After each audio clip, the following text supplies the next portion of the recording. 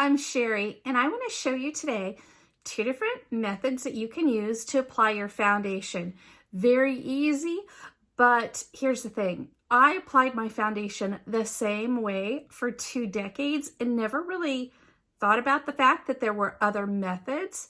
And as my skin changed, as I got older, I found that trying new methods actually gave me better results, whether it was changing the tool that I was using or the way that I was applying foundation to my skin. So I can't wait to share these tips with you. I'd love to know if you've used either of them or if you change up your makeup routine and find that they work really well for you.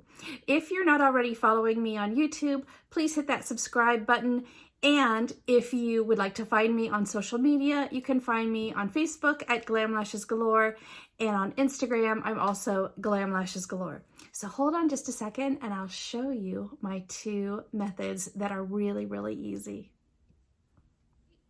So I'm going to show you 2 different ways, 2 different methods that you can use for applying your foundation. And as I said, there are so many more than 2 ways. There are so many, and I go into that in my private class that I teach for foundation and for concealer. I show all the different ways. However, I'm going to show you 2 different methods that you may already have the products, you may already have the type of brushes on hand. I'm just going to use a general foundation brush. You could also use one that's more, kabuki style, flat top, like that. It doesn't matter so much the brush, although different brushes can make a difference. So I do have quite a few that I've tested over the years. As I find new ones, I continue to test them because you never know, right? You never know if something's going to give you a better result with the products that you're using or different products. It's all about keeping everything fresh, right? All right, so I'm going to use this, and let me get everything right. I'm going to do it on the back of my hand so that you can see, because I already have my makeup done, but I wanted to hurry and do it when the power came back on because I wasn't sure how long we were going to have power.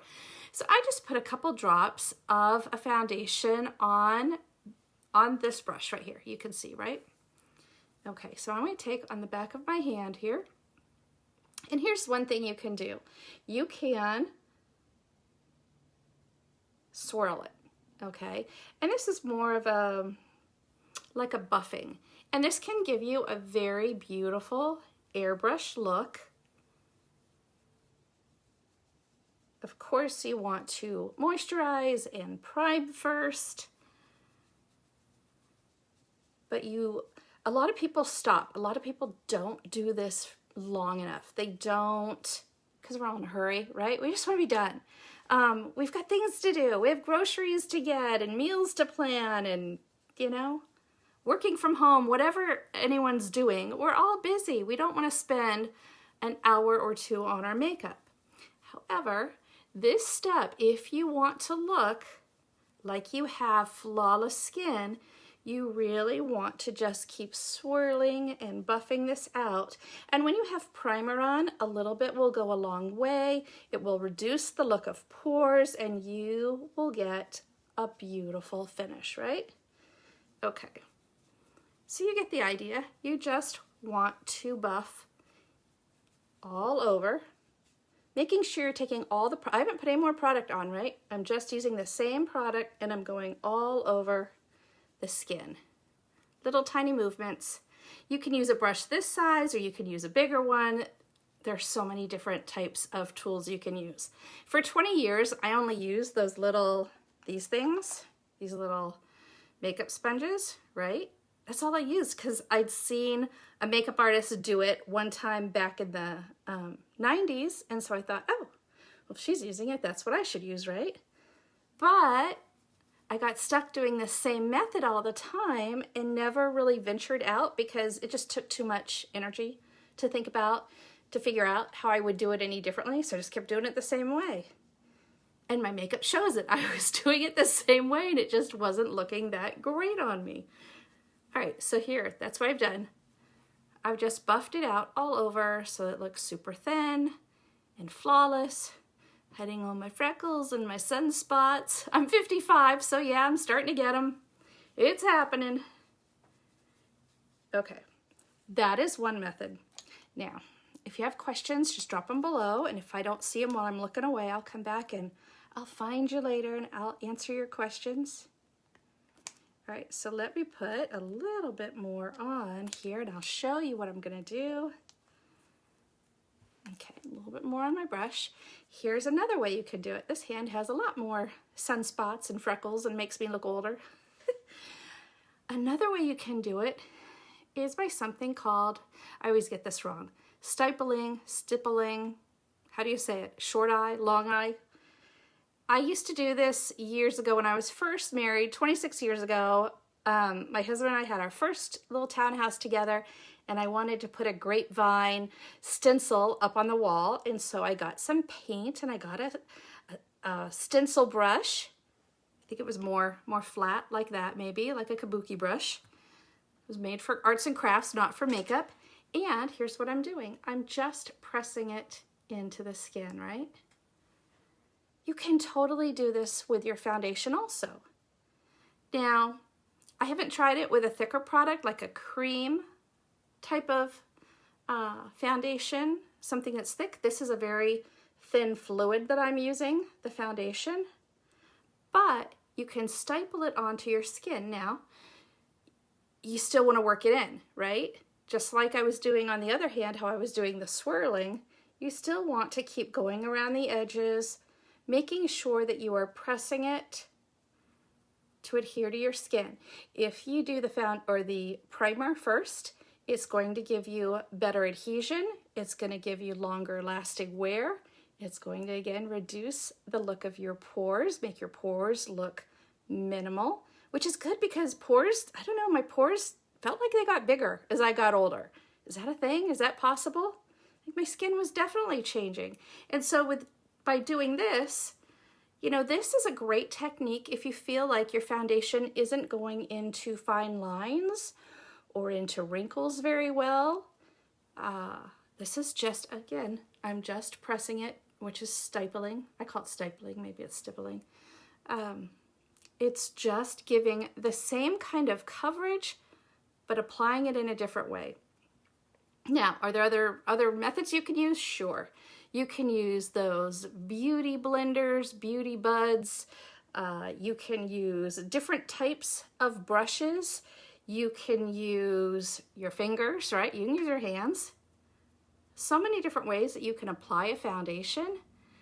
But if one way isn't working for you, if you try, say, the swirling method that I showed on this hand, and you feel like, I don't really feel like I got good coverage, you can let it dry, make sure it dries, and then try another very thin coat over it to give yourself a little bit more coverage.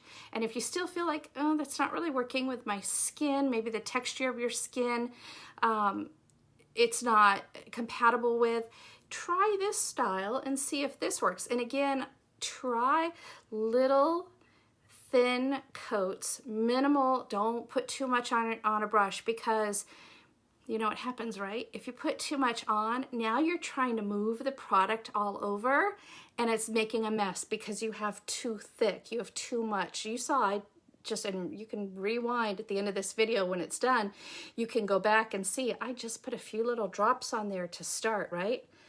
Thin coat is so much better. And make sure you blend it out. And again, if you need more coverage, you can go back in with another thin coat on top of it. Or you can add a very thin layer of a concealer. See, I'm covering up those sunspots, huh? Look at that. It almost looks like I have young hands again. How about that? And yes, you can totally use foundation on your hands. I have absolutely done it before. No problem there. I don't have any tattoos, but I've seen younger women who have tattoos that use foundation or concealer to cover them up. You can cover up birthmarks, you can cover up moles, you know, whatever you have going on. And sometimes I don't like my hands because I feel like they do look older than my face. What am I gonna do? But I can cover up the dark spots or get a dark spot corrector, but the foundation is doing a really good job of making my hands look younger than they really are. But again, if that's not covering all that's going on your skin, you can then add layers of concealer or a powder, either a pressed powder that's like a foundation or a light translucent powder. But little tiny layers, little thin layers make a huge difference, right? So let me know what you think. Let me know if you've tried either of those techniques. Let me know if you want to try one of those techniques. I'd love to hear what your results are. So what do you think? Amazing, right? Two very similar techniques, similar methods for applying foundation, but depending on what your skin is like, depending on what you feel like your challenges are, if you have challenges with foundation, try one or the other of these and see if one of them works better for you. I'd be so curious if you would come back and leave me a comment and let me know what you thought, because I don't want you to give up on makeup and how it's working for you right now. It may just need a little adjustment to your tools or your product or your technique and how you're doing it, right? So in any case, if this has been valuable for you, I would love for you to hit the subscribe button so that you get notified whenever I bring new videos here. And also, if you would like to follow me on Facebook, you can find me at Glam Lashes Galore. And if you're on Instagram, you can find me also at Glam Lashes Galore. I hope you have a fantastic day. Thanks so much for watching. If you love this video, give it a thumbs up.